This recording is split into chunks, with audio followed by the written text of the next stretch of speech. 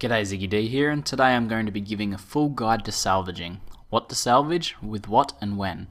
I'll also take a bit of a look at some of the mechanics at play when you salvage something. As usual, I'll try to do this in as short a time as possible while keeping it as thorough as possible. If I miss anything, please let me know in the comments below. Let's start off with the ambiguous wording of the salvage kit descriptions. The chance of rare items in the tooltip simply means the chance of better or the next tier of items.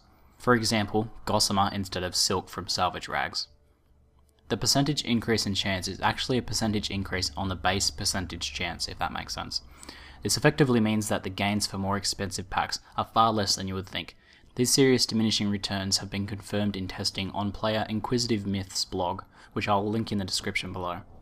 So with that in mind, let's move on to what actual kits you should be using and for what. The crude kit is a good starter item and is fine to use up until level 10 or so, especially on white name gear that you don't want.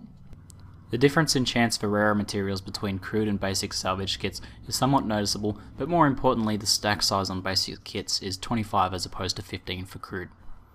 The basic kit is your go-to kit for 95% of the game. You should be using it on all salvage items and most white name armor and weapons. The Black Lion kits are kind of a bonus and should be mainly used to retrieve valuable upgrades from gear. The Mystic pack should be used on level 70 and up rare weapons and armor for the chance at salvaging valuable ectoplasm. These packs are also quite convenient with their 250 stack size. In case you're wondering, the Mystic kit is created by transmuting a Fine, Masterwork and Journeyman's kit along with 3 Mystic Forge stones, which can be purchased from the gem store or found rarely as drops. So now let's briefly take a look at the items you'll be salvaging. Note that no blue or green gear or rares below level 70 are mentioned as being worth salvaging. This is because in nearly all cases, the vendor price of the gear is worth more than the salvage materials. Even if you are hard pressed for materials, you would be better off vendoring and using that money to buy what you need from the trading post. The least worthwhile white gear is typically weapons that salvage for wood.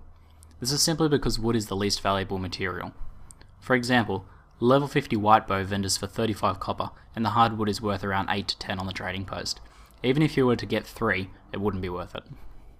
The most worthwhile whites to salvage are light armors, since tailoring materials can be quite valuable. Metal salvaging can be hit or miss depending on the level, so it may be worth checking the trading post first. As a final note, thanks to the testing of Redditor Marco Octobeer, we now know that magic find and diminishing returns don't affect salvaging. So salvage away in your normal gear as much as you like. Again, if you have any more information to share about salvaging, I would love to hear them in the comments below. Be sure to subscribe if you're keen for future Guild Wars 2 content. That's it for today, I'm ZiggyD, and thanks for watching.